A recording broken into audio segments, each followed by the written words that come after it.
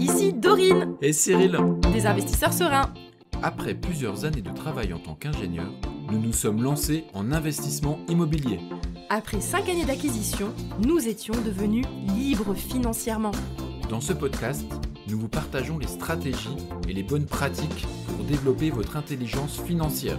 Dans le but non seulement d'être plus riche sur le papier, mais avant tout pour devenir plus libre et plus heureux. Alors, ouvrez grand vos oreilles et préparez-vous à atteindre vos objectifs. Les étapes de l'investissement, source de blocage psychologique. Hello les investisseurs sereins, j'espère que vous allez bien. Aujourd'hui, j'ai un invité que j'ai rencontré au mois de juillet. Il s'appelle Bruno Racco. Sachez qu'il a déjà écrit un livre, il a également animé un podcast pendant longtemps, le Investimo Club, et il accompagne très régulièrement, depuis même plusieurs années, de nombreux investisseurs à investir en immobilier. En plus de ça, il fait un suivi particulièrement personnalisé et je trouve qu'il a un savoir-faire, une conscience sur la psychologie des investisseurs hyper intéressante. Et donc, bonjour Bruno, comment ça va ? Bonjour Dorine, très bien et toi ? Je suis ravie que tu sois là. Donc en fait, l'idée de cet épisode, c'est qu'on échange autour des blocages psychologiques qu'on rencontre quand on accompagne des gens à investir en immobilier. Parce que je pense que déjà, ça peut intéresser tout le monde, même des gens qui ne se font pas accompagner, de bien comprendre que, premièrement, vous n'êtes pas les seuls à vivre ces moments difficiles. Et en plus de ça, on va essayer avec Bruno de réfléchir à des idées, des solutions pour avancer quand même, malgré ces moments difficiles en immobilier. Quand je dis difficile, n'imaginez pas tout de suite, genre, on vous annonce qu'il y a des termites dans l'immeuble. En réalité, il y a beaucoup plus de moments difficiles, entre guillemets, psychologiquement en immobilier, qui sont en réalité tout à fait anodins, mais qui vont totalement nous paralyser. Donc du coup, c'est pour ça que j'ai invité Bruno et on va en discuter tout au long de cet épisode. Alors, avant de commencer, désolée, je suis un peu longue sur cette intro, avant de commencer, j'aurais voulu que Bruno se présente un petit peu, parce que je sais pas si vous le connaissez, moi je le connaissais pas très bien avant, je savais juste qu'il y avait eu son podcast, mais voilà, je connaissais pas hyper bien son parcours. Donc, je vous propose que toi, Bruno, du coup, tu présentes rapidement ton parcours, quand tu as commencé en IMO. Merci déjà de m'inviter sur ton émission. Je l'écoute et j'aime beaucoup. J'ai un vent de fraîcheur, un angle de vue qui est un peu différent. Et je pense aussi en grande partie parce que t'apportes une énergie un peu nouvelle et le côté le fait que tu sois une femme aussi. Je trouve ça top. J'aimerais bien avoir plus de femmes dans mes dans les gens que j'accompagne aussi, et plus de femmes qui s'intéressent et qui s'autorisent à aller dans l'investissement immobilier. Donc, et figure-toi que moi j'en ai une tonne des femmes. Hein. Ah ouais, mais j'en ai une tonne et j'ai beaucoup de femmes qui investissent en couple et qui mènent le projet de couple. Enfin, donc comme quoi on attire finalement les profils auxquels on ressemble.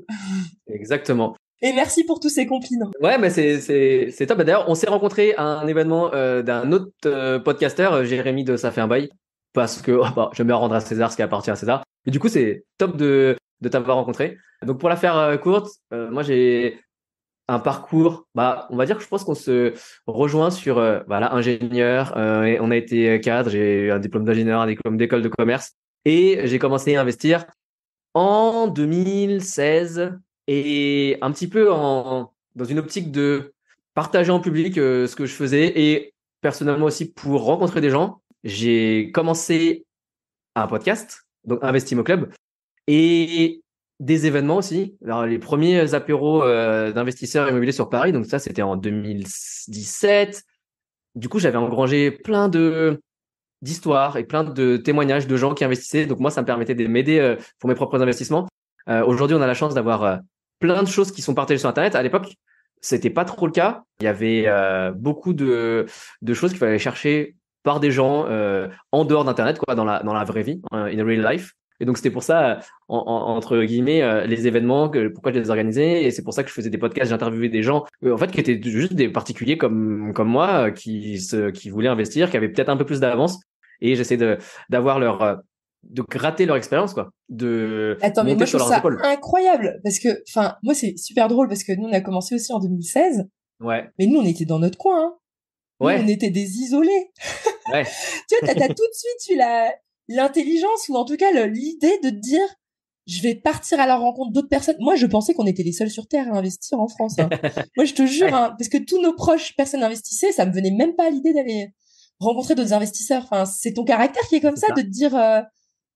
Ouais, je pense, à ce moment-là, j'étais pas mal aussi dans l'entrepreneuriat. Et tu vois, il y avait beaucoup ça dans l'entrepreneuriat pour ceux qui montaient des boîtes, tu sais, des événements, de se rencontrer entre personnes qui voulaient lancer des boîtes, etc. Et donc, les entre meet-up, guillemets, par exemple, enfin, les voilà, trucs exactement. meet-up. Ok. Exactement. Bah, tu vois, les premiers événements que j'ai fait apéro sur l'immobilier, j'ai utilisé l'application Meetup, tu vois, et pour les organiser. Donc, on va dire que j'ai peut-être copié-collé ce qu'il y avait dans l'entrepreneuriat un petit peu, quoi. Et c'était cette même énergie que je recherchais, tu vois, où il y a pas de compétition.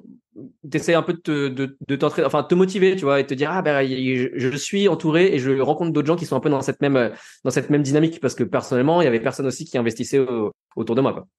Et en Donc, fait, c'est grâce peut-être du coup aussi à ton esprit entrepreneur que tu avais déjà avant, où tu avais compris que le fait d'être entouré de personnes qui sont là où tu veux être, avec le fameux adage que tout le monde dit, que tu t'es dit, attends, je me lance en IMO, il faut que j'ai un cercle qui corresponde aussi, enfin que je me crée un nouveau cercle aussi sur ce sujet, quoi. ouais, je l'avais pas conscientisé, mais je pense que ouais, c'était ça l'objectif. Et je pense que ça a marché. Et donc, bah, de fil en aiguille, différents investissements, principalement dans des immeubles. Du coup, ça fait 2 ans que donc j'ai fait un petit peu des formations, etc. Et en fait, moi, j'ai proposé des formations. Il y avait un truc qui me frustrait, c'est que bah, les gens qui prenaient les formations, je voyais, parce que tu vois, sur la plateforme où tu mets ta formation, tu vois quel module, quelle vidéo les gens ont regardé. Et il y en a plein qui ne vont pas jusqu'au bout, en fait, et qui regardent même pas un quart de la formation. Et donc, moi, ça me frustrait. Et donc, j'ai proposé bah, accompagnement, parce que dans ma propre pratique d'investissement, bah, j'ai mis en place des process. Tu vois, je suis très, j'adore les process en tant qu'ancien, enfin, ingénieur. Et donc, de faire en sorte que tout pour moi-même soit réplicable et bah, d'utiliser ça pour d'autres personnes. Donc aujourd'hui, ça tombe bien parce que une grosse partie des gens que j'accompagne, ils ont un petit peu l'esprit cartésien et assez process comme moi, donc ça tombe bien. Et bah, au fur et à mesure d'accompagner les gens, j'ai de plus en plus de templates, de documents où en fait ça prémâche le travail des gens et ça fait accélérer parce que bah il suffit enfin c'est pas seulement il suffit de recopier, c'est que c'est détaillé, c'est découpé en petits morceaux qui sont plus facilement actionnables, quoi. Alors attends, juste pour essayer de récapituler, parce que un peu Ouais. l'ordre chronologique pour les gens en même temps Ouais. qui suivent. Du coup, 2016, t'as commencé les invests, Ouais. tout de suite, lançant un podcast et étant dans une dynamique de rencontre d'autres investisseurs. Ouais. T'as fait ça jusqu'en 2021, entre guillemets, sans rien vendre. T'as peut-être juste écrit un livre, mais bon, un livre, on sait que ça Bah, rapporte le pas livre sur grand-chose. 7 principes immobiliers, Ouais. c'est une version écrite du podcast en réalité. Il y a une partie de mon expérience et donc il est sorti en 2018 et une partie des histoires de gens que j'avais rencontrés. Et donc en fait, c'est des principes issus de toutes ces rencontres que j'ai faites et que je m'étais noté en fait. Et à chaque fois, c'est illustré par bah, les histoires des gens que j'ai rencontrés, quoi. Ok, donc pour info pour les gens, donc c'est 107 principes, c'est ça, 107 principes de l'immobilier. 107 principes immobiliers, exactement. 107 principes immobiliers et c'est Ouais. disponible ou pour si jamais les personnes veulent l'acheter le livre. Pour les gens qui n'aiment pas Amazon, sur Fnac.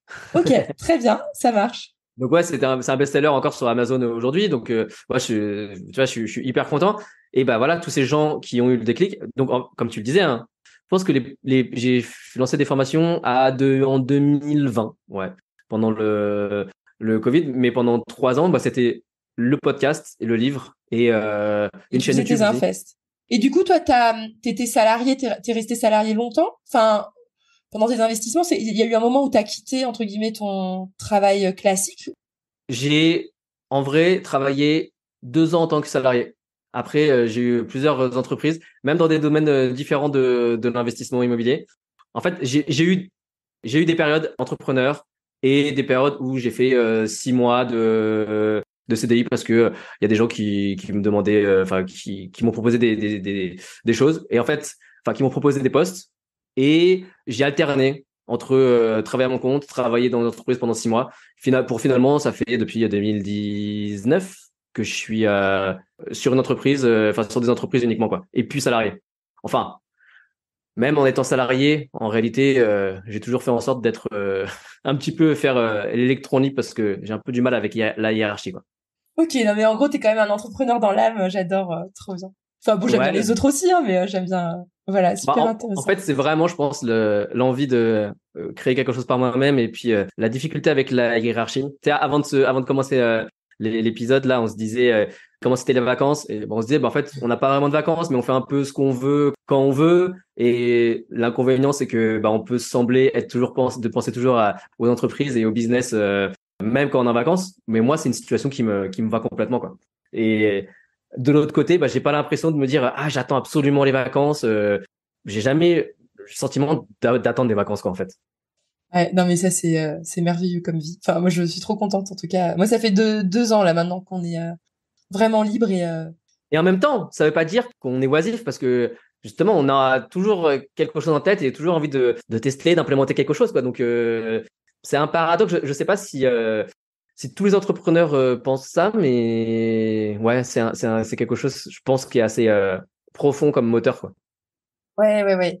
Ouais non mais très clair. Et du coup la question là que je me posais, c'est Ouais. est-ce que en termes d'investissement, t'as commencé avec des certains types d'investissements. Tu disais immeubles de rapport Mm. plutôt, tu partais sur les immeubles, c'était Ouais. ta spécialité entre guillemets, enfin je sais pas si on peut Ouais c'est appeler ça une ça. spécialité. Et tu investissais, toi t'habitais à Paris, non? T'étais plutôt parisien. Non. Et non, Quand j'ai commencé, enfin non, j'étais en Alsace, ok, dans le Grand Est. ok, Et maintenant, je suis. Bah, après, moi, j'ai grandi en région parisienne, donc j'ai un tropisme aussi autour de Paris et mes amis, ma famille sont à Paris, donc j'ai un tropisme autour de la région parisienne. Et maintenant, j'habite en Normandie, mais j'habite à ouais 1 heure de Paris en voiture. Donc je suis voilà entre l'Alsace pour certains, autour de Paris, tu vois. Moi, j'aime bien d'avoir le cercle de 1 heure et demie, maximum 2 heures des investissements pour pouvoir aller chercher de la rentabilité, mais en même temps pouvoir y aller dans une journée. Le matin, partir et puis revenir le soir si jamais il y a des visites à faire ouais, pour rester réactif, quoi. je voulais avoir ton avis, Bruno, sur les immeubles de rapport, parce que comme tu en as Ouais. acheté. Alors, première question, est-ce que tu as après investi dans autre chose que des immeubles ou est-ce que finalement tu t'es dit je veux que des immeubles? Et si oui, pourquoi? Et sinon, pourquoi? Ouais, en partenariat, j'ai investi sur appartements patrimoniaux plutôt.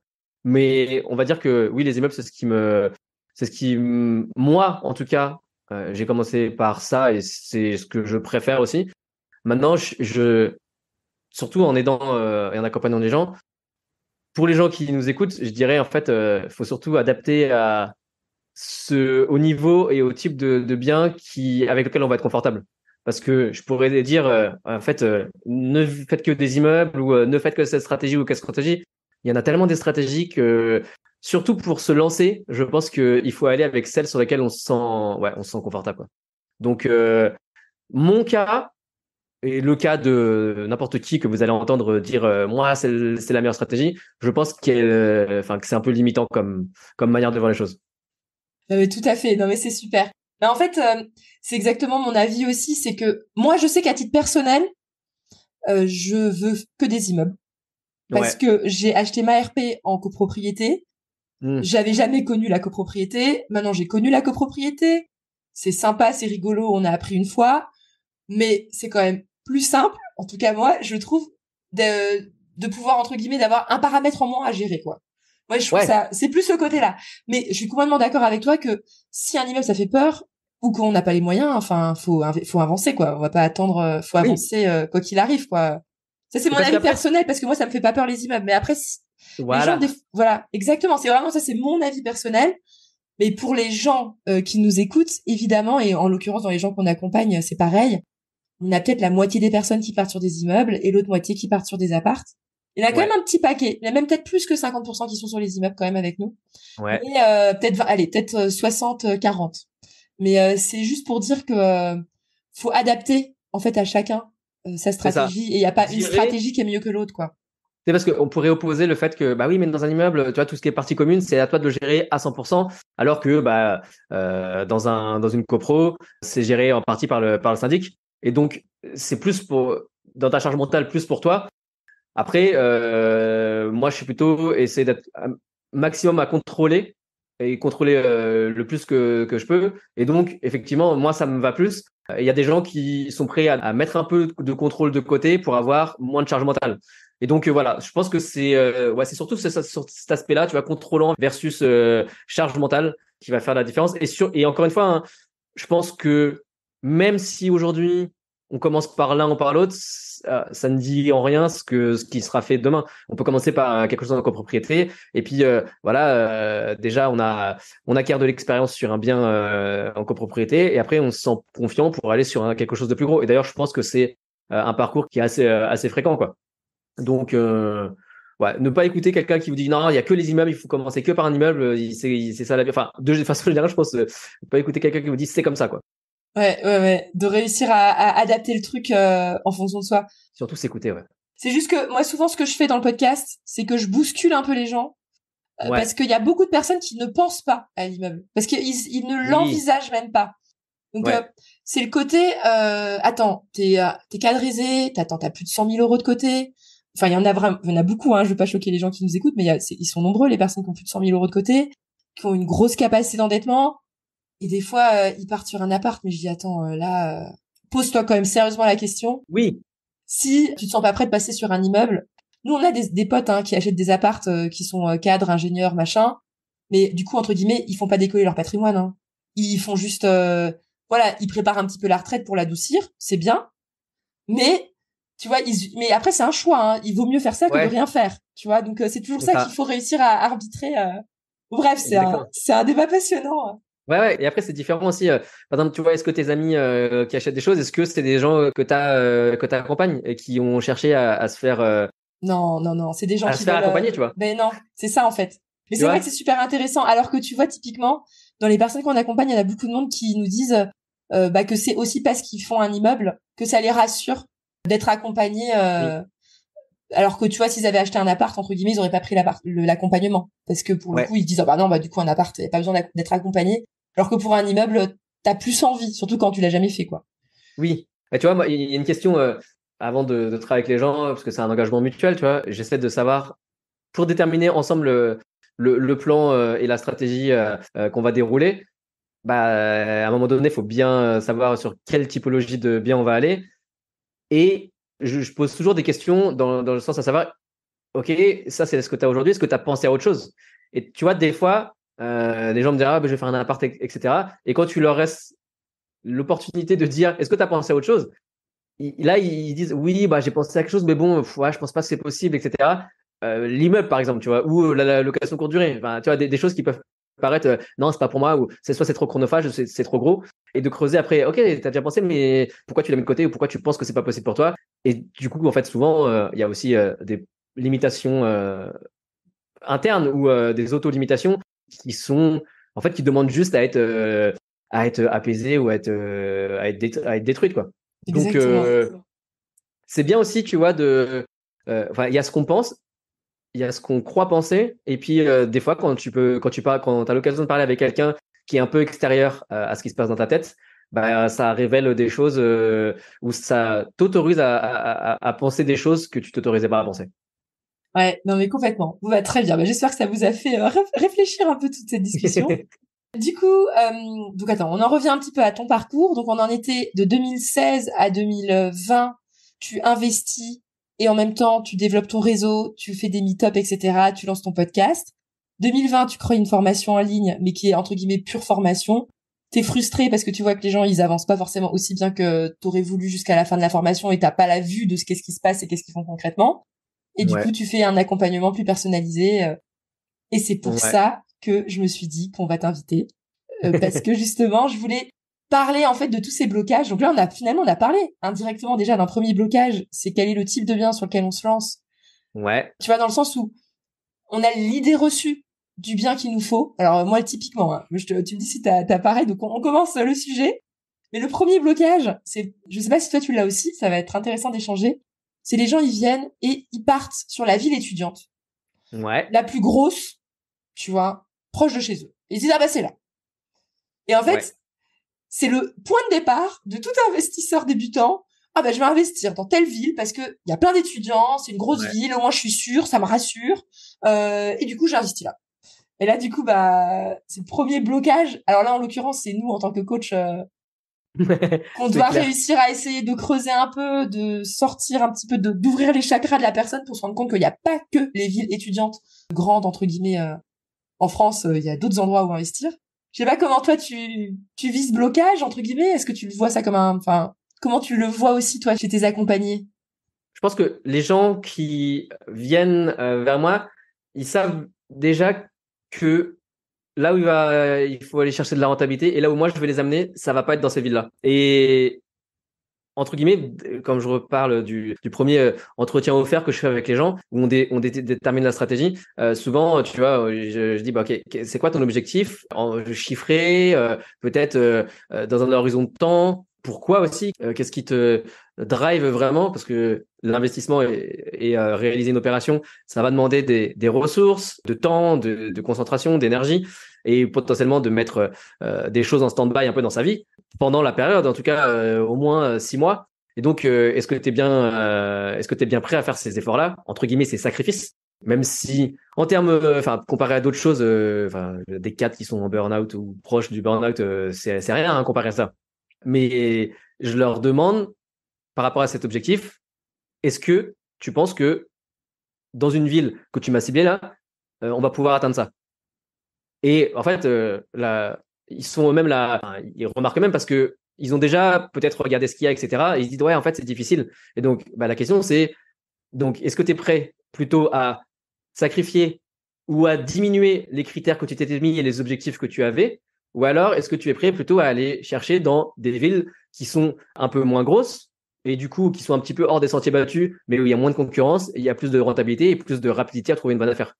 Donc, en fait, je leur demande, c'est quel arbitrage parce que en réalité, tu pourras pas faire les deux. Tu peux pas et atteindre tes objectifs et aller dans la ville, la grosse ville où tout le monde va, quoi. Donc, la plupart du temps, si les gens essaient, bah moi je veux faire cet objectif, bah ok, est-ce que tu es prêt à ce que ensemble on aille sécuriser une zone qui est un peu hors dehors des sentiers battus? Je sais que ça va pas être confortable, mais t'inquiète, le process et on va mettre tout en place pour que tu te sentes confiante dessus. Et c'est ça l'objectif. On va dire que c'est l'étape même numéro 1. Et c'est super drôle. Je sais pas si t'as le paradoxe trop marrant que moi je rencontre régulièrement. Je t'en parle vite fait. Ouais, C'est les gens qui habitent dans une grosse ville. ouais, Ils ont bien conscience qu'ils trouveront pas de la renta dans la ouais, grosse ville. Du coup, ils veulent chercher dans les petites villes. Et des fois, il y a des gens que j'accompagne qui habitent dans une petite ville et qui cherchent dans la grande ville. Et je fais, mais c'est ouais, dommage. Je veux dire, il y a des gens des Parisiens qui se déplacent pour aller investir juste à côté de chez toi. Et toi, tu te dis qu'en fait, faut pas que j'investisse à côté de chez moi, faut que j'aille dans la grande ville. ouais. Le paradoxe, c'est un peu, Et du coup, souvent, je fais prendre conscience aux gens qui ont, entre guillemets, la chance de ne pas habiter dans une grande ville. Ouais. Et en réalité, à 30 minutes de chez eux, il y a forcément des zones, enfin, probablement, Bah oui. après, j'en sais rien, je connais pas toute la France en détail à 30 minutes près, Oui, mais au final, ouais. je pense que Ouais, oui, tu vois. Il y a toujours à 30 minutes de chez soi quelque chose d'intéressant, quoi. ouais, ouais. Surtout quand on habite en zone, entre guillemets, hors gros centre-ville. Tu vois, t'as plein d'opportunités. Donc, pourquoi aller dans la grande ville? Alors que tout le monde qui habite dans la grande ville cherche justement ailleurs parce qu'il sait qu'il n'y a pas de renta dans la grande ville, quoi. Bien sûr. Psychologiquement, tu vois, les gens ont cette, je sais pas, ce raccourci. Enfin, si je sais pourquoi, parce que c'est ce qui est le plus véhiculé, c'est de se dire que dans une grosse ville, le fait que tu as, enfin, entre guillemets, il y a plus de sécurité sur l'augmentation de l'immobilier et Ouais, sur la demande locative. Mais ce qu'on voit pas, c'est que, ok, effectivement, tu as en termes de valeur absolue, par exemple, plus d'étudiants dans une grosse ville, mais c'est une question de ratio aussi. Ok, tu as plus d'étudiants, mais tu as beaucoup plus de concurrence et beaucoup plus d'appartements en face. Et surtout d'appartements qui sont de qualité. Alors que quand tu vas dans une plus petite ville, certes, en valeur absolue, tu as moins de demandes locatives, mais tu as moins d'offres en face. Et surtout, vu que les seuls investisseurs, ou en tout cas les seuls bailleurs qu'il y a dans ces zones-là, bah, c'est des gens, on va dire plus papa, maman ou même grands-parents, grand-papa, bah, la qualité des biens, elle est moyenne, elle est beaucoup moins importante. Et en fait, de se démarquer, c'est plus facile. C'est vraiment la phrase être un gros poisson dans une petite ville plutôt qu'une petite poisson dans une grosse mare, quoi. exactement. Et alors, du coup, moi, je pense que la solution, je sais pas si t'es d'accord avec moi, si on peut partager sur la solution par rapport à ça. Moi, ce que je fais, en tout cas, avec nos coachés, c'est que je les force, sous la contrainte, à rajouter certaines villes dans leur champ de recherche et les forcer à se dire, attends, va quand même faire 2-3 visites là-bas. Juste, tu vas faire des visites. Ça veut pas dire que je te dis que tu vas investir là-bas, mais vas-y. Et après, les gens, ils sont tout contents. Enfin, des fois, ils se disent, bah non, finalement, non, mais ça leur ouvre l'esprit, en fait. C'est de se forcer, en fait, tu vois. Enfin, moi, je sais pas, pour moi, c'est la solution. Je sais pas si c'est peut-être un peu trop violent à tes yeux. Exactement pareil. Tu fais pareil? Exactement. Déjà, avant d'aller visiter, juste analyser, fais des analyses de villes assez poussées, tu vois, sur 40 points. Et du coup, juste avant ça, je leur dis, bah, déjà, analyse. Et t'es obligé de faire une grosse ville. Enfin, dans les villes que tu vas analyser, au moins 3. Une grosse, c'est-à-dire qu'il y a plus de 100 000 habitants. Une moyenne qui va avoir, aller entre 100 000 et 20 000 habitants. Et une forcément en dessous de 20 000 habitants. On a exactement la même technique. Donc, moi, c'est pareil. J'appelle ça la ville prestigieuse, la ville entre guillemets perdue et le entre-deux, quoi. Ouais. Et de se forcer en fait à avoir ce grand écart pour comprendre le marché de l'immobilier, mais dans son ensemble, pas juste focus sur un seul aspect, quoi. Enfin, c'est ça. De s'ouvrir, en fait, s'ouvrir l'esprit, quoi. C'est un travail d'ouverture d'esprit. Ouvrir l'horizon et ça effectivement, ça permet de mettre à plat certaines fausses croyances, en tout cas de les révéler. Ah oui, en fait, je croyais ça, mais en fait, là, techniquement, j'ai fait l'exercice, j'ai vraiment creusé le truc et je me rends compte que bah il y a du potentiel là aussi, quoi. Et dans les grandes villes, il y a aussi des choses qui sont pas si jolies, quoi. Non, mais c'est génial. Non, mais trop marrant, quoi. Ouais, bah oui. Non, c'est clair. Non, mais c'est marrant. On a les mêmes idées. Du coup, alors, donc, en fait, déjà, donc, on a traité quelques points. Ouais. Le truc qu'on a oublié de parler, peut-être, en termes de blocage psychologique, que je viens de me rendre compte, c'est le fait de se poser des objectifs. C'est que c'est tout bête. C'est un peu le point de départ de tout. Hein, moi, je pense que, enfin, les gens le font pas sérieusement et pas correctement. Je sais pas quel est le blocage psychologique que toi t'observes au moment de se poser les objectifs, tu vois. Qu'est-ce que t'en penses? Voilà. Parce que sinon, je vais parler trop par rapport à toi, donc je te laisse parler sur le sujet. Moi, j'aime bien, c'est un peu une conversation aussi. Et c'est marrant parce que on échange entre confrères. Et je sais que on a des manières sûrement différentes de faire, mais au final, on a des points, vachement de points communs. Et donc, ouais, c'est top. Sur les objectifs, j'ai l'impression il y a toujours un moteur profond, tu vois, qui va être un peu le déclic qui va faire se dire aux gens, là, il faut que j'investisse là. Tu vois, et celui-là, il est j'essaie de comprendre celui-là. Donc ça peut être souvent ça tourne autour de j'en ai un peu marre de mon travail, je trouve pas de sens. On va pas lier ça à la crise de la quarantaine ou de la trentaine mais peut-être que pour certaines et pour certains, oui, ça arrive plus tôt, tu vois, et de se dire ah, il manque un truc, tu vois, j'avais imaginé ça dans mon boulot et en fait il me manque quelque chose, quoi. Et que l'immobilier ça semble une voie à explorer au-delà de juste le côté argent, bah, le côté projet et que ça donne un sens, ça permet de développer d'autres compétences et d'avoir un certain épanouissement, même limite une certaine émancipation, se dire je suis capable de faire tu vois, comme lancer une petite entreprise, quoi. Donc il y a ce côté-là, le moteur, j'ai l'impression que c'est important de savoir quel est le moteur, ou des fois ça va être voilà, j'ai pas assez de temps ou lié à la vie privée. Et après, moi les gens que je vois et qui viennent jusqu'à moi, je pense qu'ils ont déjà, pour la plupart, pensé à investir depuis plusieurs mois, voire plusieurs années, et ils ont potentiellement essayé des choses. Et donc, en essayant des choses, en s'informant, ils sont tombés sur tout ce qu'on peut trouver sur Internet, etc. Et du coup, il y a on va dire des croyances ou des objectifs qui sont venus de l'extérieur, qui se sont superposés à leur volonté initiale.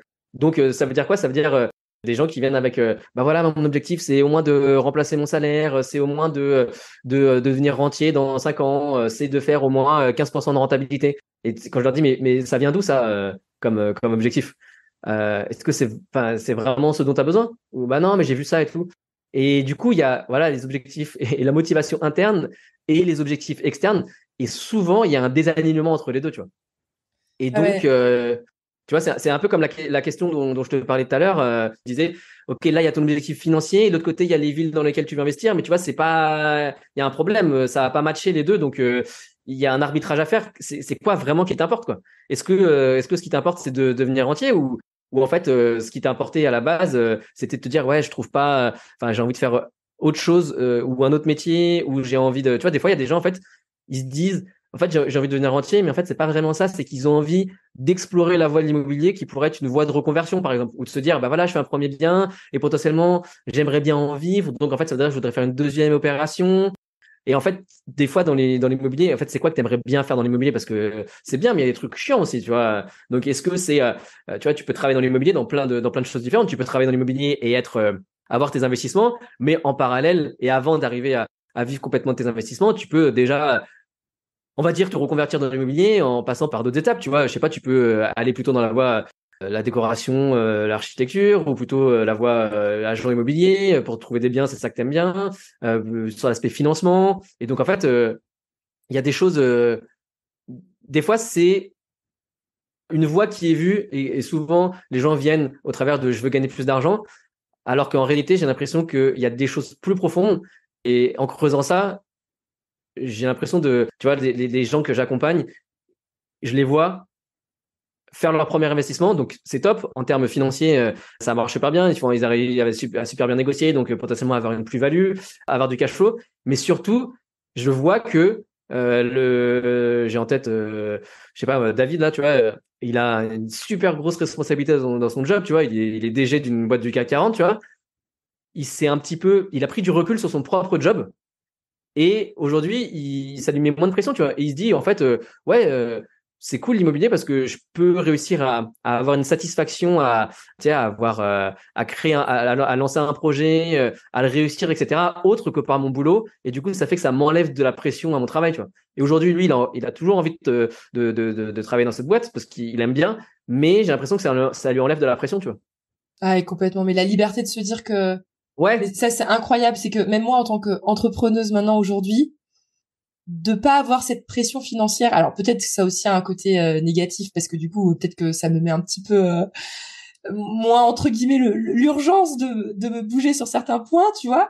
Mais c'est vrai que c'est un confort parce que je peux complètement choisir qu'est-ce que j'ai envie de faire, qu'est-ce qui me fait kiffer. Et écoute, ça m'amuse, je le fais. Même si c'est peut-être pas stratégique, peu importe, ça m'amuse, donc je le fais. Enfin, d'avoir un plus de légèreté, je sais pas si c'est le bon mot, mais de Ouais. plaisir dans ce que tu fais parce que t'as moins de pression, quoi. Ouais, ça c'est chouette. Ouais, bah c'est ça. Tu vois, j'aime bien la notion le concept d'optionnalité. C'est juste que du coup, tu vois apparaître soudainement une nouvelle option, une nouvelle voie qui est possible d'emprunter. Et juste de Ouais. l'ouvrir, c'est-à-dire que, tu vois, enfin, même parmi des potes et tout, j'en vois, tu sais, ils sont un peu dans une prison dorée. Et pourtant, sur le papier, tu pourrais dire que ils ont tout en termes de salaire. Ils ont même largement suffisamment de vacances. Tu vois, si tu travailles dans une grosse entreprise française, les vacances t'es bien avec les RTT. Il y a des fois il y a des bonus de congés et tout, donc t'es plutôt bien. Mais pourtant, tu vois, ils se sentent prisonniers. Ouais, mais je peux pas quitter mon boulot parce que si ça, du coup, je suis obligé de rester dans cette voie-là. Et juste le fait d'ouvrir la porte sur, bah, il existe potentiellement une autre voie. Et avec l'immobilier, avec un premier investissement, tu vois, tu l'ouvres sans quitter ton job actuel. Bah, juste de se donner cette optionnalité, bah, ça fait décompresser et ça remet des choses en perspective, quoi. Non mais ça me fait trop parce que moi tu sais je suis marrante parce que je pense toujours à des comparaisons improbables. Vas-y. Une J'adore. comparaison improbable. C'est comme quand tu es en couple avec quelqu'un Oui. et que en réalité en fait tu te rends compte que financièrement par exemple t'es pas indépendant de la personne. Tu sais quand tu crées une Ouais. dépendance entre deux personnes financières Ouais. Oui. et du coup les gens sont ensemble bah parce que de toute façon ils savent aussi que si jamais ils se séparaient ils pourraient pas s'en sortir financièrement donc en fait de Ouais. toute façon t'es obligé de rester ensemble. Alors Oui. que Oui. si chacun est finalement indépendant, et là finalement ça, je pense un peu en termes employeur-employé en parallèle quoi, c'est que si chacun est indépendant en fait t'es avec l'autre parce que t'as vraiment envie d'être avec l'autre, parce Ouais. que t'as cette option, que tu sais que t'as cette option de pouvoir le quitter. Dans les deux cas peut-être que t'es bien ensemble et t'es content d'être avec un, mais d'avoir l'option, Oui. bah, tu D'avoir sais ça l'option. c'est tout con, mais ça te permet C'est de ça. sentir que en fait t'es là par choix quoi. Tu sais t'es vraiment Exactement. aligné avec ton choix Ouais. et c'est pas y a pas de contrainte en fait. Ouais. Tant que t'as pas l'option, finalement, est-ce que tu te racontes des histoires ou pas? Tu vois, c'est pas clair parce que tu vas t'auto-convaincre qu'en réalité, t'es quand même content, mais en fait, de toute façon, t'as pas l'option, donc t'es obligé de te convaincre que t'es content, quoi. Tu vois, c'est C'est un peu ça. bizarre. C'est le concept d'optionnalité. Non, mais c'est vrai, c'est hyper intéressant, tu vois. Et ou juste, tu vois, pour prendre sur le travail, t'es dans ton travail et tu vois, il suffit que tu, je sais pas moi, il y a un chasseur qui te contacte pour dire ah bah il y a telle entreprise qui s'intéresse à vous, bah tu te mets à dire ah ouais, potentiellement tu te remets ça te met en mouvement, tu vois, ou ça t'ouvre consciemment des nouvelles portes, tu vas te dire ah ok, du coup ouais j'ai une voix. Après est-ce que tu la prends ou pas, mais rien que de t'annoncer que tu as une option, c'est hyper satisfaisant. Ouais. Et s'il y avait juste un deuxième point sur les objectifs, rapidement, parce que c'est aussi le thème de ton émission et des gens qui t'écoutent sur le couple. Je vois des gens qui ont leurs petits objectifs dans leur tête et qui n'ont pas forcément partagé avec leur conjoint ou conjointe, et que ça veut dire qu'ils pourront avancer jusqu'à un certain point, mais à un moment donné, si l'autre n'est pas, soit est trop frileux ou soit n'est pas d'accord avec ça, bah, ça va bloquer. Et je pense que juste en termes d'objectifs, il faut absolument, si vous faites un projet avec et que vous êtes avec quelqu'un, bah, il faut absolument que ce soit il faut que ce soit discuté clairement sur ok ce qu'on fait, tu vois. Techniquement, des fois il y a des gens qui viennent nous voir et si je sais qu'ils font avec le projet avec quelqu'un d'autre et qu'il y a quelqu'un qui est plus frileux, ben je veux avant de travailler avec eux qu'on ait une discussion à trois et que potentiellement l'objectif qu'on va définir, il va être entre l'objectif de celui qui veut faire que du cash flow et que c'est la rentabilité qui l'importe, potentiellement être dans une toute petite ville, et l'autre qui est un petit peu frileux, qui aurait envie voilà d'avoir un truc qui le sécurise un peu plus. Bah du coup pour une première action, je leur dirais de faire quelque chose et je leur conseille de faire quelque chose qui est entre les deux, quoi. Ok, toi tu vas rogner un peu sur l'aspect rentabilité et puis toi tu vas peut-être aller sur quelque chose qui est un petit peu une ville qui est un petit peu moins grosse mais qui reste sécurisée, quoi. Et on va faire en sorte que tu te sentes sécurisé pour y aller. Donc Ouais. ouais. Non, mais complètement, mais c'est super intéressant. Nous, ce qu'on s'amuse à leur faire aux couples qui nous accompagnent, mais d'ailleurs je le fais aussi avec Cyril régulièrement, hein, c'est de se dire j'écris mes objectifs ou ma vision, chacun de son côté. Comme ça, on prend le temps déjà de se poser et de se connecter à soi. Et dans un second temps, on l'expose à son compagnon ou à sa compagne. Ouais. Et on échange sur le truc. Et ah, t'as noté pas pareil. Attends, mais je savais pas. Et en fait, les gens, tu sais, ils se réalignent, ils rediscutent de la vision. Et en fait, c'est un truc que même, je pense que tous les couples, en fait, on a tous tendance à peut-être pas le faire assez parce que finalement, les objectifs, ils évoluent, tu vois, tous les 6 mois, tous les ans. Tu sais, il y a des nouvelles idées qui rentrent dans notre tête. Et du coup, bah, il faut régulièrement échanger. Et avec le quotidien, bah, tu prends pas forcément le temps d'échanger sur vraiment une vision, des objectifs long terme, etc. avec ton conjoint. Il y en a qui l'échangent même pas du tout, tu vois.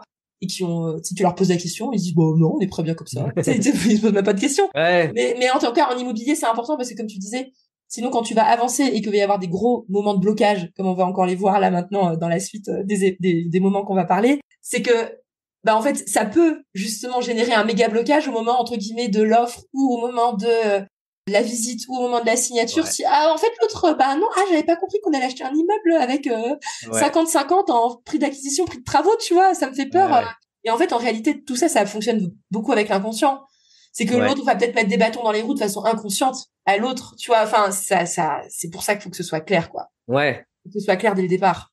Et je rajouterais juste, tu sais, c'est très bien d'écrire l'objectif. Et moi, ce que j'aime bien aussi, c'est écrire les obstacles potentiels ou les difficultés potentielles qui peuvent, tu vois, par exemple, je sais pas, moi, j'aimerais bien investir dans un immeuble et tout. Et qu'est-ce que j'identifie déjà? C'est-à-dire un petit peu me couper l'herbe sous le pied, tu vois. Qu'est-ce que j'identifie comme difficulté qui pourrait apparaître?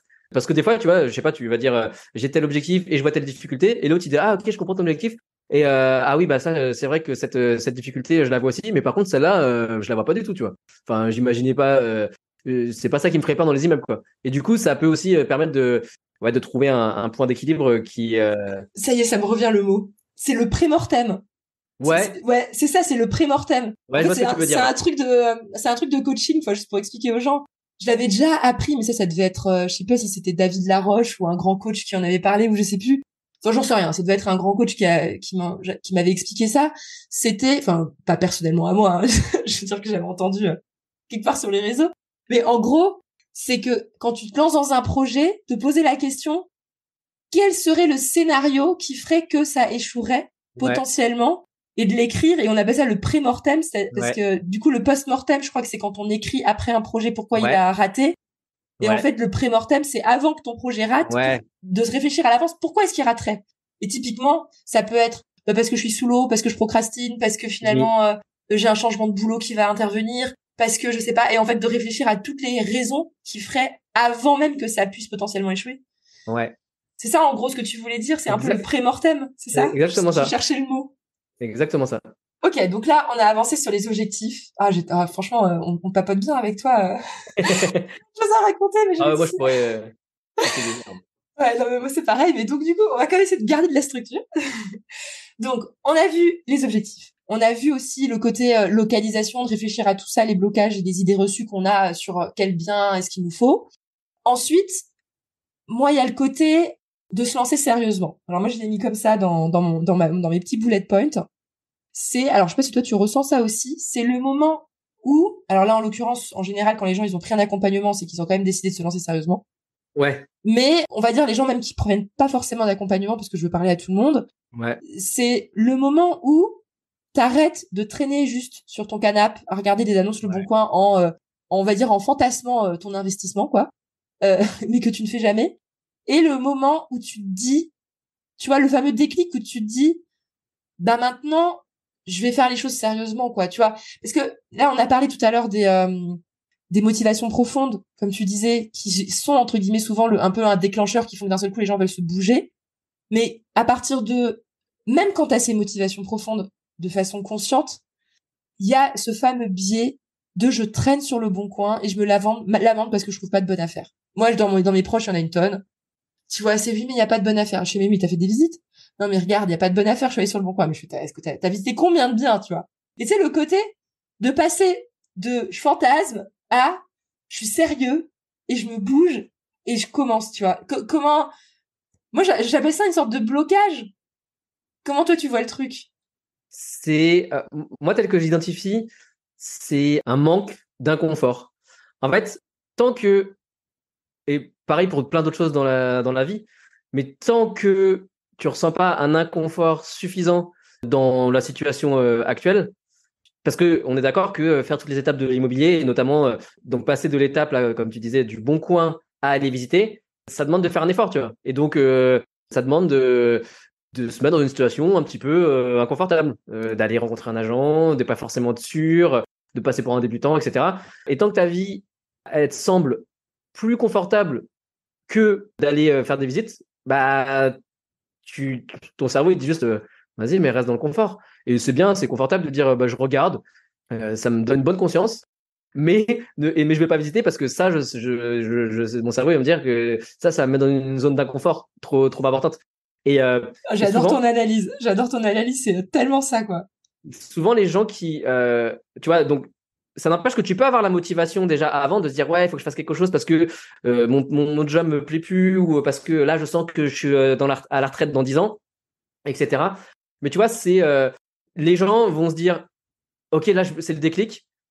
Parce que là je viens d'avoir il y a un plan social qui tombe dans mon entreprise et donc j'ai l'inconfort que je vais avoir c'est ici c'était moi du coup je suis potentiellement en danger donc là ça me met en mouvement quoi.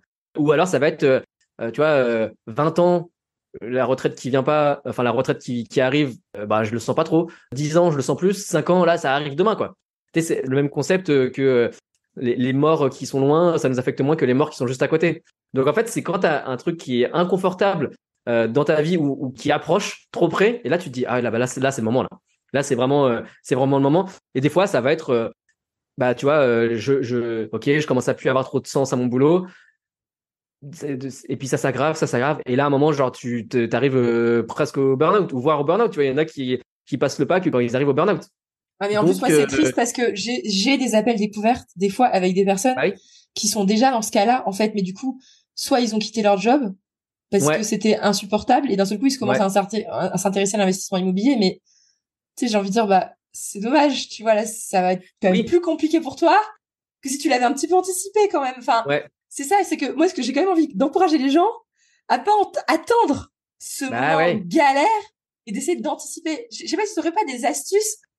Moi, j'ai une petite idée en tête, mais je sais pas si toi, tu peux m'en donner aussi. C'est comment je fais, parce que typiquement, moi, j'avais pas d'urgence. L'urgence, je me la suis créée dans ma tête, tu vois. Ouais. Je me la suis créée dans ma tête. C'était, finalement, je réussissais. Alors moi, c'était ma technique à moi. Moi, je visualisais le fait de ne pas l'avoir fait. Oui. de comment je m'en voudrais dans 20 ans de pas l'avoir fait, tu vois. Ouais.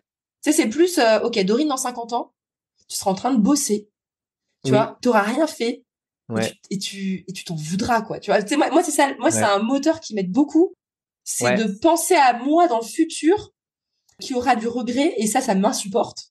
Et du coup, ça m'aide à me bouger. Mais du coup, je sais pas si t'as d'autres idées d'astuces. En tout cas, moi, cette astuce, elle marche bien sur moi. C'est ça. Bah, ça, moi, j'utilise aussi la minimisation du regret, mais j'utilise plutôt quand tu dois faire un choix entre deux choix A et B, vers lequel tu penches, celui qui t'apportera le moins de regrets dans un horizon de temps loin, tu vois. Et là, ça peut être aussi entre un choix A et B. En fait, c'est le statu quo, je continue à rien faire ou je fais quelque chose. Ouais. Et pour certaines personnes, ça marche.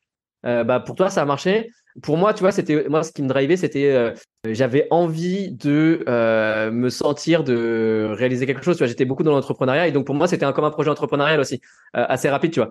Et moi, ce qui me mettait vraiment dans la confort, c'est j'avais pas envie d'être dans une entreprise. J'avais pas envie d'avoir d'hierarchie, tu vois. Donc ça, c'était ce qui me drivait. Et après, pour certaines personnes, bah, qui n'ont pas ça ou qui se mentent trop à eux-mêmes, en réalité, je pense que la meilleure chose, c'est de s'engager auprès de quelqu'un. Bah ouais, mais c'est C'est ça de s'engager aussi. auprès de quelqu'un, tu vois. C'est vraiment, tu vois, de le traiter comme, comme les addictions, tu vois.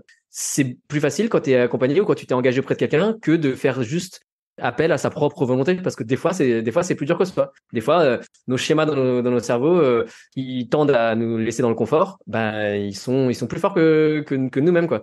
Et donc, ouais, aller s'engager auprès de quelqu'un et potentiellement et autoriser quelqu'un à nous mettre la pression. Non, Parce mais c'est que, ça qui est génial. Et moi, je fonctionne grave comme ça. bah ouais, C'est le fait, tu sais, c'est de s'engager, d'avoir payé à faire quelque chose. Enfin, du coup, ouais, j'ai pas envie que les gens pensent qu'on fait la pub pour nous, même non si mais indirectement on l'a fait quand même. Mais c'est de s'engager. Moi, je sais que voilà. quand j'ai payé, je me dis non mais attends Dorine, t'as payé quoi. Donc là maintenant tu l'as fait ta formation quoi. Tu vas jusqu'au bout, tu fais ton truc. Et en fait c'est vrai que c'est tout bête mais ça marche quand même bien. Ouais, parce que ça peut être bien pour certaines personnes. Et je dis pas que l'accompagnement, c'est bon pour tout le monde, tu vois. C'est comme, il y a des gens qui vont réussir à faire du sport naturellement et il y a des gens qui vont pas réussir à le faire par eux-mêmes et qui vont devoir se faire accompagner de la coach, tu vois, pour y aller. Et je dis pas de s'abonner à une salle, parce il y en a plein qui s'abonnent juste à une salle et qui n'y vont pas. Non, quand tu es individuellement engagé avec quelqu'un, donc un coach, un mentor, c'est plus la même histoire. Tu peux plus te cacher, tu vois, t'es plus juste toi avec toi-même. Tu dois entre guillemets donner des gages ou te justifier auprès de quelqu'un. Et souvent, du coup, tu vas devenir plus inconfortable à devoir te justifier de ne pas l'avoir fait que de le faire. Donc en fait, c'est renverser cette notion d'inconfort là que je te disais tout à l'heure. Quand tu es trop confortable, ok, bon bah tu vas toujours trouver. Mais quand tu t'engages avec quelqu'un, bah après tu vas devenir plus inconfortable à pas le faire que à devoir te justifier. Donc en fait, t'as renversé cette notion-là de ratio confort-inconfort, quoi. Bon, en tout cas, réfléchissez-y si jamais vous reconnaissez à ça, de réfléchir à quel type d'accompagnement serait fait pour vous bousculer justement, pour éviter de rester bloqué Ouais, sur le canapé, quoi. Parce que c'est un ouais. peu dommage. Bah c'est dommage. Après, bon, tu peux pas sauver tout le monde non plus. Et Bah, on peut puis, pas se tout. Ouais. mais il faut juste, ouais, en tout cas, quand on sent qu'on n'y arrive pas, juste baisser les barrières de l'ego qui parfois peut nous faire dire non mais tu dois y arriver tout seul, t'es suffisamment fort, il y en a d'autres qui ont réussi donc pourquoi pas moi. Si manifestement on voit qu'on n'y arrive pas pragmatiquement, bah faut essayer autre chose, tu vois. Et donc enfin jusqu'à aujourd'hui je vois pas de voie plus puissante. Si il y en a une en plus. Des fois il y en a que je décide, enfin que je leur dis je peux pas vous accompagner parce que je sens que vous allez pas pouvoir vouloir ou et donc d'aller chercher un chasseur immobilier directement, tu vois. Ouais, ouais, ouais. Ça va coûter beaucoup plus cher, mais au moins ce sera fait. Donc ouais, il y a certaines personnes pour qui oui ça peut être très bien un chasseur, mais ouais, pour moi qui ont ce profil-là, c'est aussi des gens qui ont pas qui ont pas forcément envie d'apprendre ce qu'est l'investissement et qui sont capables, tu vois, comme on disait tout à l'heure, typiquement de laisser de perdre un peu de contrôle au profit de moins de charge mentale, tu vois. Pour certaines personnes, c'est le cas hein, et c'est une stratégie aussi qui vaut. Ouais. Ouais, ouais, mais complètement. Mais parce qu'en fait, vaut mieux faire ça que de procrastiner 3 ans, quoi. Vaut Voilà, mieux, exactement. tu vois, c'est ça, faut réussir à se regarder en face et est-ce qu'en réalité, Ouais. si je procrastine, est-ce que c'est pas parce que de toute façon, je le ferai jamais parce que j'ai vraiment pas la foi, pas le tempérament, pas l'environnement, pas le moment pour le faire, bah, à ce moment-là, fais Hmm. un truc clé en main, quoi. Ce sera mieux que rien faire, quoi. C'est ça. Complètement. Alors attends, donc on avance dans nos blocages. C'est pas évident de suivre le truc. Donc on a vu les blocages des objectifs, on a vu les blocages d'idées reçues sur les investissements et les villes. On a vu les blocages de s'y lancer sérieusement et des solutions pour justement se bouger et arrêter de procrastiner. Ensuite, on a discuté juste avant justement, il y a les visites. Quand on se met à faire des visites, quels sont les moments de blocage où tu sens que les gens sont propices à abandonner parce qu'ils ont fait 3 visites et ils se disent ça y est, c'est fini. Il y a rien de rentable. J'ai rencontré un agent IMO. Il m'a dit que de toute façon en ce moment c'était pas le bon moment pour investir. J'ai appelé mon banquier. Il m'a dit que de toute façon, en ce moment il y a pas de prêts qui partent. Donc j'arrête. J'imagine que t'en as peut-être des gens comme ça au bout de 2 visites qui te disent ça y est, j'abandonne. Et puis là du coup tu leur dis en fait non, tu vas pas abandonner parce que je suis là. Mais comment toi tu vois les choses par rapport à ce genre en fait de blocage entre guillemets qui sont entre guillemets tout bêtes, mais les gens des fois ça les paralyse quoi. Pour un petit on dit que ça y est, tu vois leur esprit flanche et ils rebasculent de l'autre côté de la force quoi. Ouais, ok. Il y a 2 choses différentes. Il y a l'aspect entre guillemets de la confiance en soi versus la confiance dans les autres et le regard des autres. Donc ça c'est plutôt sur voilà, quelqu'un va nous dire va dire quelque chose et on va prendre ça comme comme parole d'évangile et entre guillemets on croit le dernier qui a parlé, tu vois. Et on est d'accord avec le dernier qui a parlé. Donc ça c'est un peu exactement ça, le dernier qui a parlé. Le dernier qui a parlé. Et donc ça c'est vraiment enfin moi je le vois chez des gens qui des élèves qui ont un manque de confiance en eux. Techniquement, bah je sais pas. Alors attends, j'essaie d'identifier. Bon, en tout cas quand je travaille avec eux, bah moi, ce que je leur dis, c'est toujours une source, elle doit toujours être croisée avec une deuxième source et une troisième source. Et puis, surtout, tu vois les autres élèves qui ont parlé, et quand on fait le débrief des différents élèves, bah, tu vois, il a eu rendez-vous avec sa banque, c'est pas ce qu'il lui a dit. Donc, tu vois, est-ce que c'est juste ton banquier qui a dit ça ou est-ce que c'est tous les banquiers? Force est de constater, il peut que être d'accord avec le fait, ah bah apparemment c'est bien parce que je vois que là à côté, c'était pas le même discours. Donc, ok. Donc, en fait, la réponse, c'est pas les banquiers, machin, c'est la solution. Le truc, c'est que t'as pas vu le bon banquier ou t'en as pas vu suffisamment. Donc, c'est toujours se dire, en fait, la plupart du temps, si tu prends la totale responsabilité, bah, c'est toi, ta responsabilité, c'est d'aller voir d'autres banquiers. Et à partir du moment où tu en auras vu plusieurs, bah là, on pourra aller vers une tendance, tu vois. Et encore, une tendance, c'est pas une vérité absolue non plus, tu vois. Non, mais complètement. Donc ça, c'est ton premier point, parce que tu avais dit, il y avait 2 axes dans ce que j'avais dit. Tu avais dit, donc, le premier axe, c'est le côté confiance en soi et de écouter la dernière personne qui a parlé. Ouais. Donc, dans ce cas-là, de réussir peut-être à prendre du recul et à pas, en fait, c'est pas parce qu'il y a une personne qui a dit quelque chose qu'on s'emballe, on reste calme et on avance quand même. C'est un peu le conseil que tu as envie de dire pour eux. On croise des informations avec là si c'est un banquier, on va voir un autre banquier, un deuxième banquier et on demande des recommandations d'un autre professionnel similaire quoi. Ouais. Donc en gros, on s'arrête pas à un avis quoi, on multiplie les avis. Voilà. Exactement. OK. Et on fait la moyenne plutôt que de prendre le dernier quoi. Ouais, c'est ça, exactement. Et en réalité, c'est juste que quand quelqu'un te dit quelque chose aussi, toujours se demander d'où il parle et pourquoi il dit ça.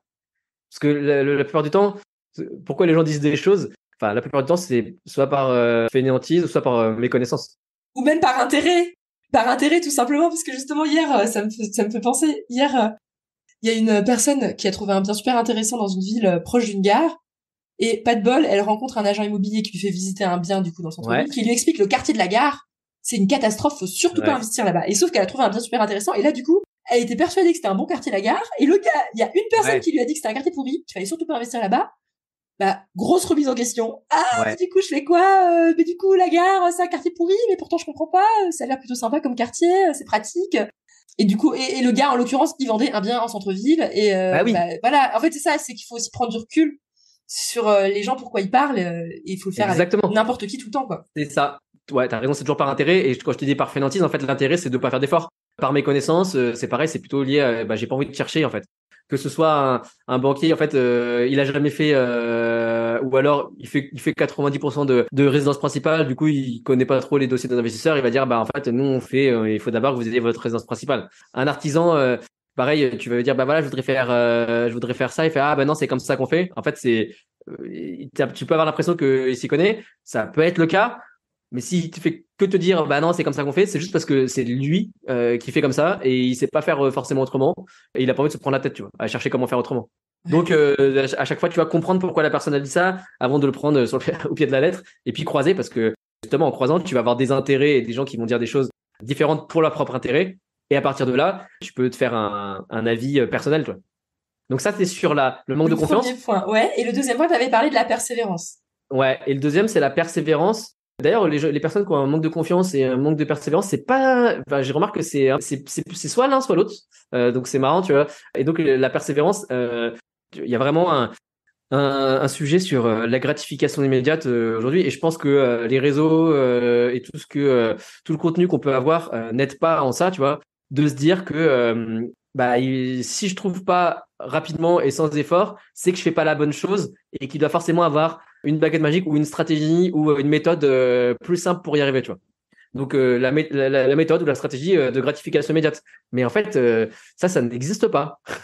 Donc, donc, dès le départ, il faut être certain que tu vas galérer. C'est sûr, c'est obligatoire. Alors, moi, je dis aux gens, minimum, faut compter que avant de trouver votre affaire, vous allez devoir visiter 20, 25 biens. Obligatoire. Donc, si tu arrives avec moins, c'est très bien. Et ça arrive de temps en temps. Mais statistiquement, c'est plutôt autour de 20, tu vois. Donc, faut se dire ça. Et tu vois, par rapport à ça, donc par rapport spécifiquement par rapport à la phase de recherche, c'est vrai que c'est très ingrat la recherche. Et il y a beaucoup de réflexions de ah mais j'ai l'impression de perdre mon temps, ah en fait ça sert à rien, je trouverai jamais rien. De toute façon le marché c'est mort en ce moment. Donc à chaque fois qu'il peut être validé ou alimenté par ce que l'agent immobilier va te dire sur le moment. Ah ouais non c'est vrai qu'en ce moment c'est difficile et tout. Oui, en moyenne, ça peut être difficile, mais ce qu'il faut se dire, c'est que quand on recherche un bien, on a besoin d'un bien, tu vois, qui tombe. Et celui-là, il peut tomber à tout moment. Et pour ça, il faut être au bon moment, au bon endroit. Et c'est super intéressant. J'ai bien aimé le côté où tu me dis, souvent les gens, soit ils ont le manque de confiance en eux, soit ils ont le manque de persévérance, et souvent ça va pas forcément ensemble. Ouais. Ça me parle pas mal aussi ce que tu dis là. C'est que des fois il y a des gens qui sont entre guillemets plus scolaires, qui sont plus entre guillemets du coup qui manquent de confiance en eux parce que ça les rassure de suivre une sorte d'autorité et de commutation de faire. Et eux ils vont être plus facilement déviés par justement une pseudo-autorité qui va leur dire ouais qui vont prendre pour autorité par une personne qui aura dit un truc qui se dit ah bah non bah du coup ça marche pas.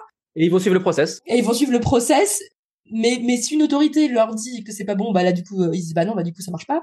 Et l'autre, celui qui manque de persévérance, c'est quelqu'un qui va au contraire peut-être plus remettre en question l'autorité et être moins scolaire parce qu'il a plus confiance en lui. Mais du coup, il va se dire ouais, mais j'ai trouvé un truc pour hacker le système. Moi, j'ai trouvé mon mode d'affaires tout de suite. Moi, je vais juste rester sur mon canapé. J'ai trouvé la bonne affaire là sur le bon coin, sans bouger, mais qui comprennent pas qu'en fait, à un moment donné, bah en fait, c'est galère et en fait, c'est ingrat. On en avait parlé justement. C'est que c'est ingrat de chercher une bonne affaire, que tu dois papoter avec les gens, aller discuter, faire des visites entre guillemets inutiles, mais tu vas quand même la faire parce qu'en fait sinon bah tu sors jamais de chez toi et c'est pas en sortant pas de chez toi que tu vas y arriver quoi. Ouais, c'est ça. Trop intéressant. Et juste pour finir sur ça, tu vois en fait du coup moi ce que je leur dis dans les premières visites, en fait le but des premières visites, en fait de toutes les visites, c'est pas d'y aller en espérant trouver une bonne affaire. Donc, tu vas pas pour le bien, mais tu vas pour la relation que tu vas créer avec l'agent immobilier. Tu vois.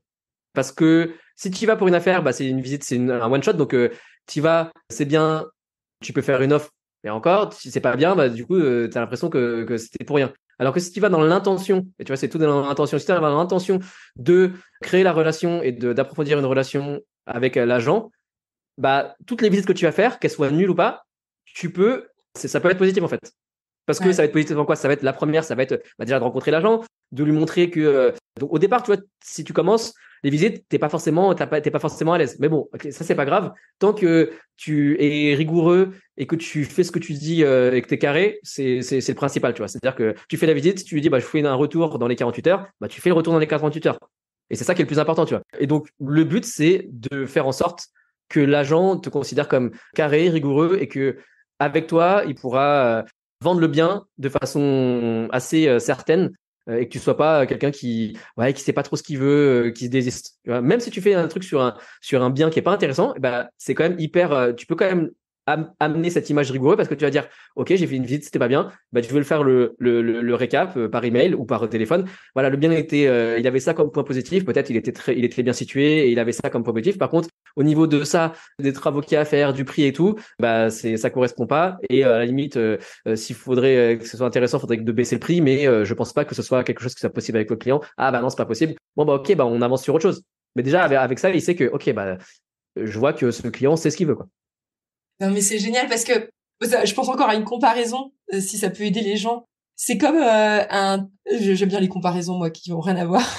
Non, mais c'est très bien. C'est comme un détective, tu sais, qui cherche un meurtrier. Et puis t'es chez toi et tu te dis, ouais, il faut absolument que quand je sors, bah, je fais direct, je vais voir le meurtrier, quoi. Ouais. Je fais, mais en fait, gars, tu vas pas le trouver tout de suite, quoi. Oui. Tu sais, faut que d'abord t'ailles parler avec toutes les personnes du village avant de le trouver, tu vois. Ouais. Ça fait partie du job d'aller rencontrer toutes les personnes du village. Et si t'attends de sortir quand tu sais c'est qui le meurtrier, bah en fait tu le trouveras de toute façon jamais. Et que c'est en papotant avec chacun des personnes du village qu'au fur et à mesure il y aura des faisceaux d'indices et tu tomberas peut-être sur le meurtrier. Exactement. Donc bref, c'est juste pour dire aux gens que si tu restes chez toi et que tu as pas la rencontre, ça avancera à rien, quoi. C'est ça. Vraiment, pour trouver sa bonne affaire, il faut penser à aller ouvrir des portes. Et ouvrir des portes, c'est des fois des portes de biens qui sont pas intéressants, mais ça a déjà arrivé. Et qui peuvent en cacher quand même. Même des fois une porte que tu penses qui est pas intéressante va s'avérer intéressante et vice versa, tu vois.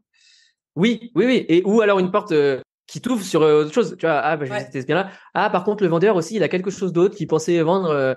Ce sera ça. Ah, bah ça, c'est beaucoup mieux. Ouais. Mais si j'avais pas été visiter le bien pourri, bah j'aurais pas su, tu vois. Donc c'est l'intention d'aller rencontrer des agents plutôt que d'aller visiter le bien. Ouais, non mais très bien, j'adore. Nickel. Du coup, franchement, je pense qu'on est pas trop mal. Je sais pas s'il y avait d'autres points hyper importants que tu voulais qu'on discute. Est-ce qu'il y a un des blocages encore que tu vois qui est particulièrement intéressant à mentionner dans l'épisode? Non, c'est pas mal. Hein. Je sais pas si tu as d'autres questions. Enfin, moi, je pourrais parler des heures, donc. Non mais en fait là c'est bien. C'est pas intéressant. Je pense que c'est pas mal parce que après, bien sûr, il y a des choses qui arrivent après aussi à partir du moment où tu trouves le bien, etc. Mais c'est des blocages que tu as pour une personne qui n'a pas encore qui ne s'est pas encore lancée ou qui s'est arrêtée, bah elle va pas les percevoir dès maintenant. Donc tu vois, là je pense ce dont on a parlé, c'est vraiment les blocages entre guillemets du démarrage, du démarrage, et qui font que tu vas mettre les choses en place, quoi. Si t'arrives à dépasser ces blocages là, c'est déjà top, quoi. T'as déjà lancé la roue de faire des visites et potentiellement de faire des offres. Si juste l'étape de l'offre, parce que je pense que c'est jusqu'à cette étape là qui bloque beaucoup de gens, de la peur de faire une offre, en fait, tout simplement, ou le blocage de faire une offre. Ou même, j'aurais même dit ils mettent l'offre sur un piédestal, comme si c'était quelque chose d'hyper important, quoi. Tu vois, ils surestiment l'importance d'une offre. Enfin, je sais pas si tu vois ce que je veux dire. Même si c'est quand même important, mais c'est pas engageant au point de vie ou mort de faire une offre, quoi. Tu vois, les gens, ils s'imaginent que ça y est, t'as fait une offre, ça y est, les dés sont jetés, tu vois, l'avenir tu vois, alors qu'en réalité, t'as encore plein d'étapes derrière où les choses peuvent évoluer. C'est exactement ça. En fait, tu vois, il y a beaucoup de choses qui sont dans la prise de décision, et de s'engager et d'aller jusqu'au bout de cette prise de décision. Il y a des gens qui disent ok, je vais faire une offre, mais entre le moment où ils disent je vais faire une offre et le moment où ils la font vraiment, bah ils passent par mais d'abord je vais vérifier ça et ça et ça, donc des étapes qui viennent avant alors qu'elles pourraient être faites après, ou de se dire mais le pire, c'est des fois des gens qui disent mais je fais une offre sur celui-là, mais potentiellement j'ai envie de faire une offre sur l'autre, et du coup si les deux offres sont acceptées, comment je vais faire? Parce que pour l'instant il n'y a rien du tout, tu vois. C'est ça. Et c'est ça, et vraiment pour ça il y a le concept de je crois que c'est en tout cas Jeff Bezos, il en parlait de quand on prend des décisions, et enfin quand on doit faire des choix et de les implémenter, c'est de se dire est-ce que c'est une décision réversible ou irréversible.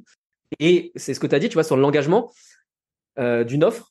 Et des gens pensent que poser une offre, c'est une décision irréversible. Ça veut dire que à partir du moment où tu l'as fait, tu peux plus revenir en arrière, et c'est bon, comme tu l'as dit, les dés sont jetés. Alors que en vrai, ça n'engage à rien du tout. C'est-à-dire que tu peux faire ton offre, même si l'acheteur il dit ok, j'accepte, mais tant que tu as passé le compromis, il n'y a rien qui va se passer. Hein. Enfin, Plus les 10 jours après la signature du compromis. Donc, oui, voilà, plus. Mais déjà, faut avoir signé le compromis, quoi. Ouais, et ce qui peut être long des fois, en plus, ouais. Voilà, il n'y a rien du tout. Et de toute façon, la plupart des cas, j'imagine que vous allez faire une offre qui est en dessous du prix, essayer de négocier. Et donc, il y aura dans 3/4 des cas, voire plus, une période, une phase de contre-offre, potentiellement une négociation. Donc, dans tous les cas, faites une offre. En fait, c'est un acte qui est hyper puissant. Pourquoi ? Parce que c'est ce qui permet de savoir justement si le vendeur est prêt à baisser. Sans ça, vous ne saurez pas. Et des fois, il y a des bonnes surprises. C'est un acte qui, quand je parlais de faire paraître carré et donner des gages de confiance à l'agent immobilier, t'as pas mieux que faire une offre avant d'acheter, tu vois. Autre que l'acte d'acheter quelque chose à l'agent, faire une offre. Les agents, je vous assure qu'ils en reçoivent pas tant que ça des offres. Hein. Entre le ratio entre les gens qui visitent et les offres qu'ils reçoivent, ils sont contents d'avoir une offre. Pourquoi ? Parce que ils peuvent montrer quelque chose à leurs clients. Et il faut pas oublier que la relation entre l'agent et le vendeur, c'est très important parce que l'agent, il s'est engagé avec lui, oui, je vais vous trouver des acheteurs, etc. Et c'est toujours mieux de dire, j'ai une offre, plutôt, même si elle est plus basse, plutôt que de dire, j'ai eu des visites, mais les gens, oui, ils sont intéressés, mais voilà. Parce que le vendeur, il va dire, non, mais vous faites pas bien votre travail. Alors que quand l'agent peut montrer une offre, il va dire, voilà, j'ai une offre. Maintenant, c'est sûr qu'elle est plus basse, mais voilà, on peut en discuter et donc on peut contre-négocier, etc. Et lui, ça le valorise vachement l'agent d'avoir une offre. Donc rien que pour brosser un agent dans le sens du poil, faire une offre, il y a rien de plus puissant, quoi. Et puis je disais donc vis-à-vis du vendeur pour savoir s'il peut baisser, vis-à-vis de l'agent, et puis vis-à-vis de vous-même aussi, c'est tu vas minimiser le regret. Entre guillemets, t'as mis la balle dans le camp adverse et c'est plus de ton ressort. Là, la balle est dans le camp du vendeur. Et si lui veut te faire une offre, une contre-offre ou pas, mais toi, tu as fait tout ce qui était dans ton possible et tu peux avoir zéro regret sur cette affaire-là. Donc, tu le fais. Et en plus, l'avantage en termes de charge mentale, c'est que ça te sort le truc de ta charge mentale de dire mais est-ce que je vais pas avoir des regrets de pas l'avoir fait, etc. Non, une fois que tu le fais, la décision, tu l'as passée au vendeur, tu vois. Donc, toi, t'es léger et tu n'as plus de regrets, tu vois. Donc, sur 3 aspects, et surtout, tout ça, t'obtiens tous ces bénéfices sans aucun engagement de ta part, quoi. Donc, faut le faire. Ouais. En plus, moi, ce que je dis, en ce moment, au vu de le marché actuel, qui, on va dire, assez immobile, je sais pas si c'est quel est le mot qu'il faudrait que j'utilise, je sais pas si c'est le bon mot, immobile, mais où tu vois, chacun est un peu sur un peu stagnant, pas très dynamique, en tout cas, où les vendeurs restent un peu sur leur prix, entre guillemets, trop élevé, ils ont du mal à baisser, mais en même temps, ils voient bien qu'il n'y a pas d'acheteurs de l'autre côté. Donc, en fait, tu vois, on va dire, je sais pas, j'ai l'impression que les gens, ils s'observent un petit peu, tu vois. Ouais. C'est un peu calme. Enfin, je sais pas c'est quoi je suis pas douée assez au niveau des adjectifs pour définir le marché. Et moi, ce que je ressens, c'est que c'est un marché où celui qui va multiplier les offres va gagner par rapport à l'acheteur qui va attendre la perle parfaite avant de faire une offre. C'est-à-dire que plus tu vas... D'ailleurs, j'avais interviewé Bye Bye Patron qui en avait parlé, c'est qu'il disait en fait, pour avoir une bonne affaire, plus tu fais d'offres, plus tu as de chance d'avoir une bonne affaire, en fait. C'est le côté un peu mathématique de si tu fais pas d'offre, en fait, gars, de toute façon, t'en auras jamais de bonne affaire, tu vois. L'équation, c'est les oui, c'est-à-dire qu'un vendeur va dire oui, égal aux offres que tu fais moins les non. Donc, si tu veux augmenter les oui, la seule chose que tu peux faire sur lequel qui est en ton contrôle, c'est les offres. Et les non, justement, ça, c'est ce que tu mets dans la balle du vendeur.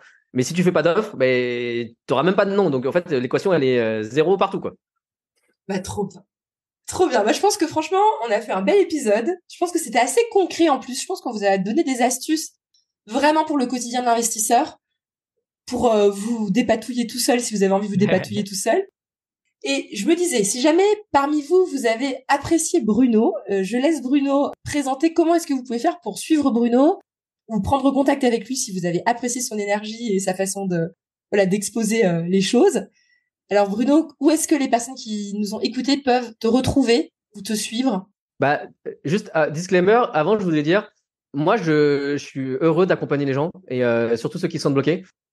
Et je pense que toi, ce que tu fais comme boulot, c'est génial aussi. Je pense que, tu vois, vu que c'est des gens qui t'écoutent, priorité, allez contacter Dorine si vous voulez vous faire accompagner. Non, mais c'est vrai, parce qu'en fait, on a tous des énergies différentes aussi et des feelings différents avec les gens. Et je pense que c'est important de choisir la personne qui va nous accompagner par rapport au feeling qu'on a avec lui. Donc, si vous êtes auditeur de Dorine, allez prendre contact avec elle pour si vous voulez être accompagné. Et si voilà, vous avez aimé moi mon feeling et que vous ressentez un feeling avec moi, vous pouvez venir me parler aussi. Tiens, regarde, je vais faire investimoclub.com/ serein. Comme ça, je vais faire une petite page spécifique pour tes auditeurs qui pourront venir me parler et je saurai qu'ils viendront de ta part. Et puis, je mettrai peut-être quelques ressources que j'ai sur les thèmes qu'on a abordés, tu vois, comme ça spécifiquement avec en résonance avec ce qu'on a dit. Au moins, c'est bien. Comme ça, tu sais d'où viennent tes clients. Parce que des fois, moi, j'ai des clients, ça. je ne sais pas d'où ils sont venus. Alors, je leur pose la question à chaque fois. Ouais. Et puis, voilà, non, mais ils trouveront de la valeur aussi liée directement avec ce dont on a discuté, quoi. En tout cas, avec grand plaisir, si jamais les auditeurs ont aimé ton énergie. Je sais que ton accompagnement, il est très personnalisé, individualisé. Donc, je suis certaine qu'il est top. Donc, c'est aussi pour ça que je t'ai invité. Du coup, moi, je suis super contente, en tout cas, de cette interview. J'espère que ça vous a aidé, en tout cas. Je pense que ça a pu en aider certains, surtout ceux qui débutent, qui procrastinent ou bien qui ont des difficultés. Sachez que vous n'êtes pas les seuls parce qu'il y en a plein et qu'on passe en fait tous par là, par ces moments de doute et ces moments de blocage. Et j'espère qu'on vous a donné suffisamment, en tout cas, d'astuces. Et d'ailleurs, mais tu m'as pas dit, parce que tu as donné le lien d'un site internet. Mais est-ce que les gens, ils peuvent te suivre ailleurs, je sais pas, sur Instagram, sur... je mettrai j'ai les liens dessus. Comme ça, les gens, ils choisissent leur réseau. Ok. Et ton podcast, du coup, tu le réanimes ou pas encore? Parce que je sais que ton podcast, n'a pas d'épisode depuis un certain temps dessus. Oui, parce que j'ai pas dit une étape dans le parcours que je disais au début. En fait, en vrai, entre 2019 et 2021, c'est le moment où j'ai eu ma première fille. Et en gros, j'ai plus rien fait. Non, c'est pas que j'ai plus rien fait, c'est que j'avais quelques offres de formation et puis après, vers la fin, c'est à ce moment-là que j'ai commencé à mettre l'accompagnement. Mais j'avais décidé de me consacrer vraiment à ma fille et à mon fils qui est né en 2021. Du coup, à partir de 2019, j'ai plus créé de contenu pour ni des podcasts, ni YouTube. Là, je suis en train de voir pour essayer de réactiver ça parce que j'ai de nouvelles choses à dire et puis j'aime bien parler dans un micro. Trop bien, trop bien. Eh ben c'est nickel. Merci beaucoup Bruno et puis je te souhaite à une prochaine. Je suis sûre qu'on va se recroiser forcément. C'est ça, exactement. Merci Dorine et puis à bientôt pour tous ceux qui nous ont écoutés. Salut. Salut.